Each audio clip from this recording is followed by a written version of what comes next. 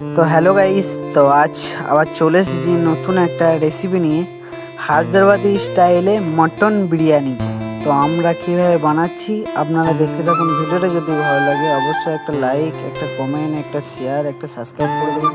আরও নতুন নতুন ভিডিওতে চ্যানেলটিকে ফলো করে রাখুন।